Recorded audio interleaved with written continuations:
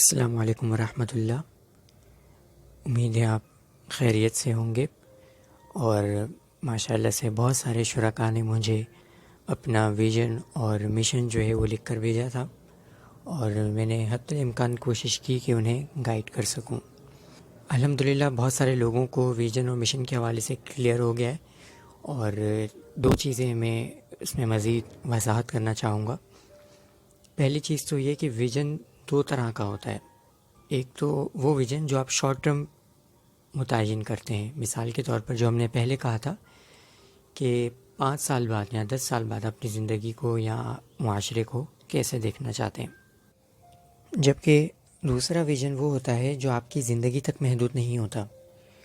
آپ ایک ایسے معاشرے کا خواب دیکھتے ہیں جس کے بارے میں آپ کو یقین ہوتا ہے کم از کم کہ یہ جو ویژن ہے یہ چند ایک برسوں میں یا آپ کی زندگی میں مکمل نہیں ہوگا، بلکہ اس کو ایک تحریک بنانا پڑے گا۔ تو آپ کیا کرتے ہیں؟ ایک تحریک کا آغاز کرتے ہیں۔ آپ ایک بیج بو دیتے ہیں جو آپ کے بعد ایک تناور درخت بن جاتا ہے۔ ہمارے پاس ایسی کئی مثالیں، ایسے کئی ادارے، ایسی کئی جماعتیں، ایسی کئی تحریکیں موجود ہیں جن کے جو بانی تھے، جن کے جو فاؤنڈرز تھے وہ ابھی اس دنیا میں نہیں ہیں، لیکن اس ویژن کو پورا کرنے کے لیے آج ہزاروں لوگ اس پر کام کر رہے ہیں۔ تو یہ وہ لوگ ہوتے ہیں جو لیڈرز ہوتے ہیں، ان کا ویژن تھوڑا سا مختلف ہوتا ہے۔ کچھ لوگ ہوتے ہیں جن کا ویژن ان کی زندگی تک محدود ہوتا ہے۔ تو آپ کو یہ بھی دیکھنا ہے کہ آپ کا ویژن کس نوعیت کا ہے، کہ آپ کو اپنی زندگی میں اس کے تکمیل چاہتے ہیں، یا آپ کو کوئی تحریک شروع کرنی ہے جو چلتی ہی رہے اور انشاءاللہ کسی زمانے میں اس کا اختتام ہو سکتا ہے دہائی لگ جائے، 2 دہائی لگ جائے، ہو سکتا ہے صدیاں بھی لگ جائیں، لیکن اس کا آغاز آپ نے کیا ہوگا۔ ٹھیک ہو گیا؟ تو اس طرح کا ویژن ہوتا ہے جو براڈ ویژن ہوتا ہے، جو بہت لانگ ٹرم ویژن ہوتا ہے، اور ایک ویژن ہوتا ہے جو آپ اپنے ہی زندگی میں دیکھ رہے ہوتے ہیں، جو شارٹ ٹرم ہوتا ہے 5-10 سال کے عرصے کے اندر۔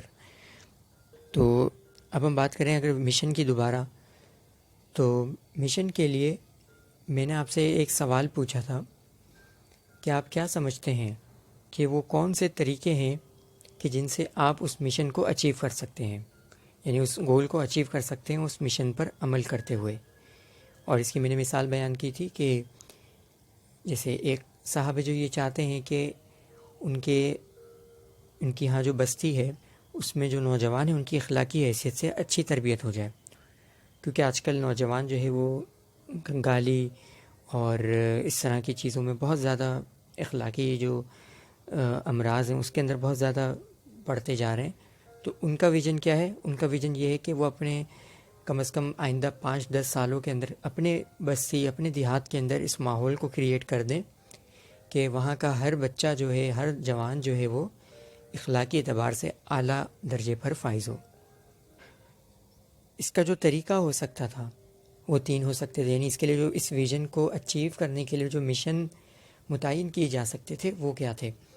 ان میں ایک طریقہ یہ تھا کہ وہ کوئی تحریک برپا کریں، دوسرا یہ تھا کہ وہ تعلیمی ادارہ بنائیں، ٹھیک ہے، اور تیسرا تھا کہ کوئی تعلیمی ادارہ یا تحریک چل رہی ہو اس کے ساتھ وہ جڑ جائیں۔ یہ 3 طریقے تھے جس کے ذریعے اس ویژن کو اچیو کیا جا سکتا ہے۔ اب اگلا مرحلہ کیا ہوگا؟ اگلا مرحلہ یہ ہوگا کہ یہ جو 3 مشن انہوں نے طریقے جو منتخب کیے ہیں اس پر انہیں تجزیہ کرنا ہوگا، یا ہم سب نے جو بھی یہ طریقہ راستہ متعین کیا ہے کہ کس طریقے سے ہم اپنے ویژن کو حاصل کر سکتے ہیں۔ اب آپ کو ان تینوں راستوں کا انالیسس کرنا ہے۔ آپ کو یہ دیکھنا ہے کہ کس مقصد کو، کس مشن پر عمل کرنے کے لیے مجھے کن ریسورسز کی ضرورت ہے، ٹھیک ہے۔ جیسے اس مثال میں تعلیمی ادارہ اگر بنانا ہے تو اس کے لیے کن ریسورسز کی ضرورت ہے، ذاتی اعتبار سے بھی کن اسکلز کی ضرورت ہے، اور معاشی یا سماجی اعتبار سے بھی، ٹھیک ہے۔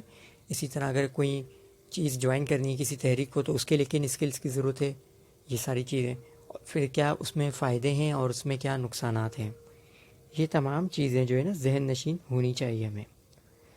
میں دوبارہ سے اس کو تھوڑا سا ریپیٹ کروں کہ ویژن کو حاصل کرنے کے لیے جو میں نے 3 طریقے پوچھے تھے، اب آپ کو یہ کرنا ہے کہ ان طریقوں کو تجزیہ کرنا ہے کہ ہر ایک طریقے پر عمل کرنے کے لیے کیا کیا ضروریات ہو سکتی ہیں، آپ کی کیا فائدے ہو سکتے ہیں اور کیا نقصانات ہو سکتے ہیں۔ اب آپ کو اس کا تجزیہ کرنا ہے۔ جب آپ اس کا تجزیہ کریں گے پھر یہ ہوگا کہ آپ کا جو مشن ہے وہ مزید کنسائز ہو جائے گا، مزید جو ہے ریفائنڈ ہو جائے گا.